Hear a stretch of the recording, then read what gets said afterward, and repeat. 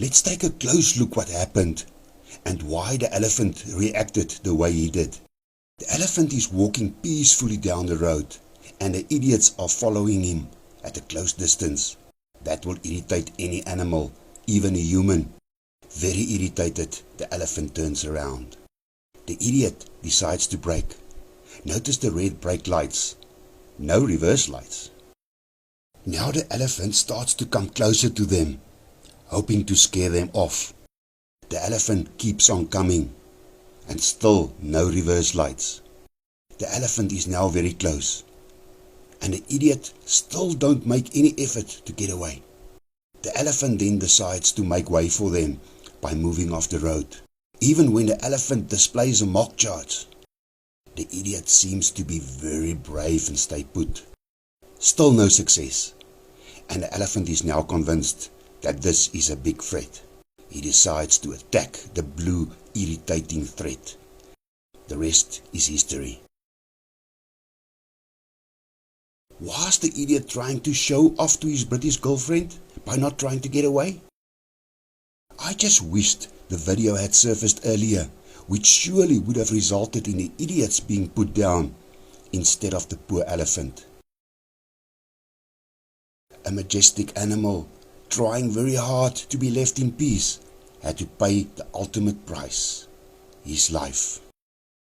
Just saw all over social media yesterday and today about the elephant at the Kruger National Park. There seems to be a lot of anger about the way it was handled. What exactly happened? Can you tell me? The video came to light, to us only today. Okay. And from that video, it clearly shows that the elephant was not provoked. However, on closer look, after the elephant had flipped over this vehicle and injured the occupants, it was discovered that it was injured. Probably it's because of fighting with another animal, and that in itself, being on mast as well, could have posed the threat to other visitors.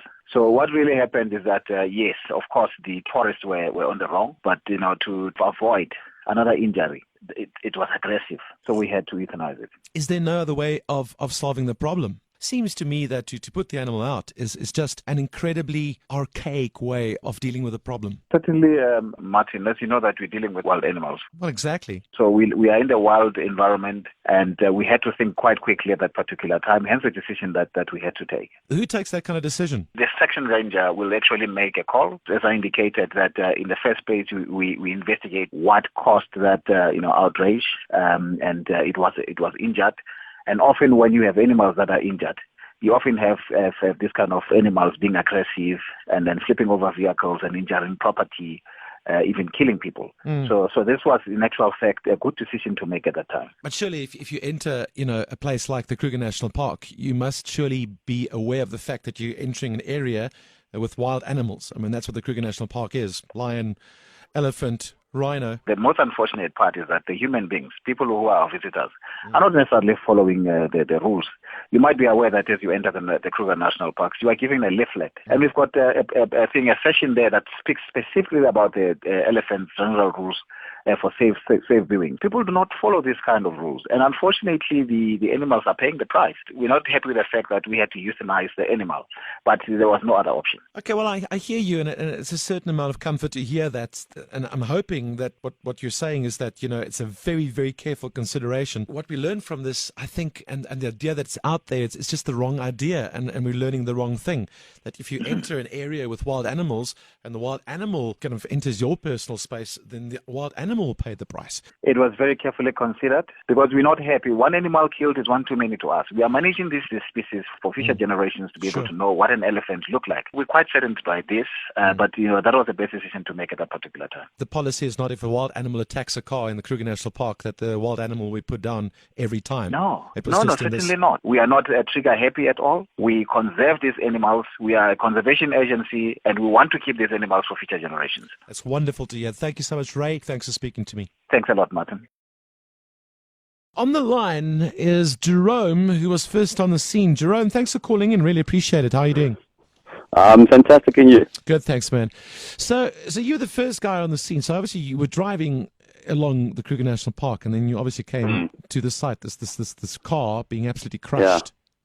Yeah. Well, how it happened is we were driving. It was raining, and Jans, who's Sarah's boyfriend was running in the road, and we thought that he had actually gotten stuck in the mud because of the. And we were wondering why he was out of his vehicle, because it was, it's not very likely to see someone out of the car. And he led us to the scene of the incident, and the car was like 10 or 12 meters off of the road and was seriously damaged. I actually took quite a few photos, but I didn't send them in. I thought it might have been a bit insensitive. I don't know. But anyways, Sarah was like locked in the car because it was crushed to such a degree that you couldn't get her out. So we had to pull her through the window, Jans and I. And she was seriously injured. She had a huge gash in her rump and in her bum, and then a bad cut in her shoulder, and her face was seriously bruised, and she was obviously in shock as well. And when we tried to pick her out of the car, she was in such pain, she was yelling, but we eventually managed to do it, and we got her into the helicopter. And my mom was very sweet. She gave him some hot sugar water for the shock. But anyways, yeah. So Jan and Sarah, they were the two in the blue polo that got crushed. Did you get to speak to Jan? How did he explain what had happened? I mean, it's a shame, man. He didn't have much time to explain. I think he was more concerned about his girlfriend.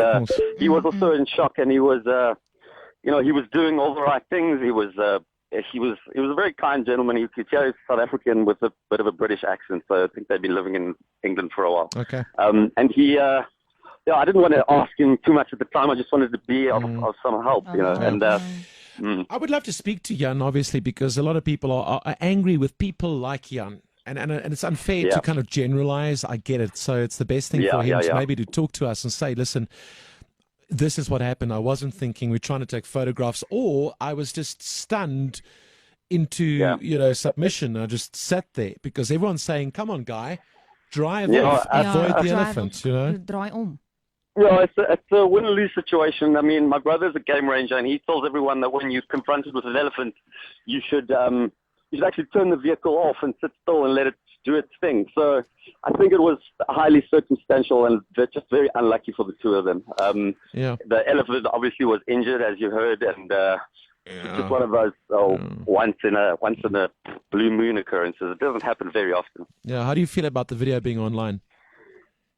Not so good, quite frankly. I think it must be pretty difficult for. She does, which I'm sure she will, because we know how quickly these things can spread on the internet. Yeah, absolutely. But hopefully someone maybe it's good. I don't know. I mean, hopefully someone learns something from it. But listen, while I helped there, I think you helped save Sarah's life there, and I'm sure Jan is very thankful. Thanks for calling in and listening, Jerome. No, it's a pleasure. Awesome, Thank you. Cool, man. Cheers, bye-bye.